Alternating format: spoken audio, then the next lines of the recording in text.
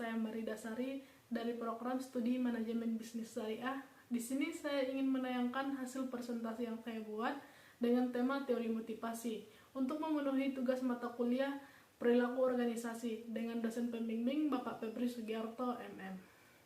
Langsung saja kita ke pembahasan yang pertama, yaitu tentang pengertian teori motivasi dan kepuasan. Teori motivasi adalah teori yang mengeluas mengenai motivasi serta mengelompokkannya menjadi beberapa bentuk dari kurun waktu ke waktu. Motivasi sendiri merupakan salah satu kosakata atau istilah yang tentunya tidak asing untuk Greg Mes dan sering kita jumpai dalam kehidupan kita sehari-hari. Secara umum, motivasi dapat diartikan sebagai sebuah kemauan, dorongan, minat maupun hasrat seseorang yang begitu besar yang datangnya bisa dari dalam diri kita sendiri maupun dari faktor eksternal lain. Ada beberapa pengertian motivasi yang dikemukakan oleh beberapa ahli, yaitu yang pertama menurut Hasibuan. Menurut Hasibuan, motivasi itu adalah daya penggerak. Yang kedua menurut Handoko. Menurut Handoko, motivasi itu adalah dorongan yang mendorong.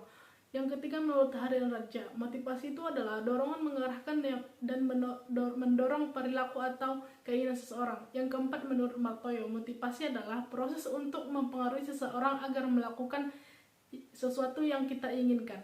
Yang kelima menurut G.R. Terry, motivasi adalah merangsang untuk melakukan tindakan-tindakan. Pada dasarnya motivasi dapat mengacu karyawan untuk bekerja keras sehingga dapat mencapai tujuan mereka. Hal ini akan meningkatkan produktivitas kerja karyawan sehingga berpengaruh pada pencapaian tujuan perusahaan. Selanjutnya kita ke pembahasan yang kedua, yaitu penerapan motivasi dalam organisasi. Yang pertama, motivasi prestasi itu adalah dorongan dari dalam diri individu untuk menguasai segala tantangan dan hambatan dalam mencapai tujuan. Yang kedua, motivasi afiliasi. Itu adalah dorongan untuk berhubungan dengan orang-orang atas dasar sosial. Yang ketiga, motivasi prestasi. Motivasi prestasi itu adalah dorongan untuk mencapai keunggulan kerja, meningkatkan keterampilan, pemecahan masalah, dan berusaha kerja keras untuk introspektif. Yang keempat, motivasi kekuasaan itu adalah dorongan untuk mempengaruhi orang-orang, mengubah situasi, dan cenderung bertingkah laku otoriter. Ada beberapa faktor pendukung motivasi intrinsik organisasi, diantaranya adalah tanggung jawab, pengakuan dan penghargaan, gaji dan upah, kebutuhan untuk merealisasikan diri, kebutuhan akan keamanan, dan percaya diri. Ke pembahasan yang ketiga, motivasi perilaku. Hubungan antara individu dan perilaku dapat terwujud dalam 6 variasi, yaitu yang pertama, sebuah perilaku dapat hanya dilandasi oleh sebuah motivasi. Yang kedua, sebuah perilaku dapat dilandasi oleh beberapa motivasi. Yang ketiga, perilaku yang sama dapat dilandasi oleh motivasi yang sama. Yang keempat, perilaku yang sama dapat dilandasi oleh motivasi yang berbeda. Yang kelima, perilaku yang berbeda dapat dilandasi oleh motivasi yang sama. Yang keenam, perilaku yang berbeda dapat dilandasi oleh motivasi yang berbeda. Selanjutnya kita ke pembahasan yang keempat. Di sini saya ingin menjelaskan tentang mengintegrasikan teori motivasi kontemporer. Mengintegrasikan teori-teori kontemporer mempertimbangkan motivasi pencapaian, rancangan pekerjaan, penguatan dan teori keadilan organisasional. Individu yang berprestasi tinggi tidak termotivasi oleh penilaian organisasi tentang kinerja atau penghargaan organisasional, karena itu kenaikan dari usaha menuju tujuan pribadi mereka yang mempunyai interaksi tinggi.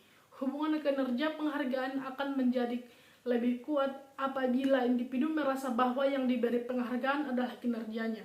Apabila teori evaluasi kognitif benar-benar valid di tempat kerja yang aktual, kita bisa memprediksi di sini bahwa mendasarkan penghargaan kinerja seharusnya mengurangi motivasi intrinsik individu.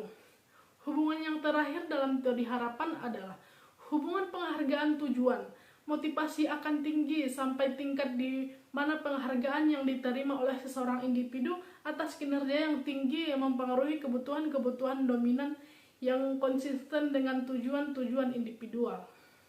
Ada beberapa faktor yang mempengaruhi motivasi kerja, yaitu upah, situasi kerja, fasilitas kerja. Nah, selanjutnya di sini saya akan menyimpulkan semua penjelasan yang saya sampaikan. Motivasi memiliki peran penting dalam mendukung kinerja karyawan lebih optimal dan efektif dan efisien. Motivasi juga dapat meningkatkan produktivitas karyawan yang secara otomatis akan mendorong perkembangan organisasi menjadi lebih baik. Sehingga penerapan motivasi dalam organisasi memang sangat diperlukan dalam kajian perilaku organisasi. Karena setiap personil atau pegawai pasti memerlukan suatu motivasi baik dari dalam diri maupun dari orang lain. Untuk itu, apabila seseorang sudah terdorong atau termotivasi, maka kinerja seseorang itu akan meningkat sehingga dapat mempercepat proses penyelesaian tugasnya dalam bekerja. Sekian presentasi yang saya sampaikan, saya jelaskan. Apabila ada kata-kata saya yang kurang berkenan, saya mohon maaf.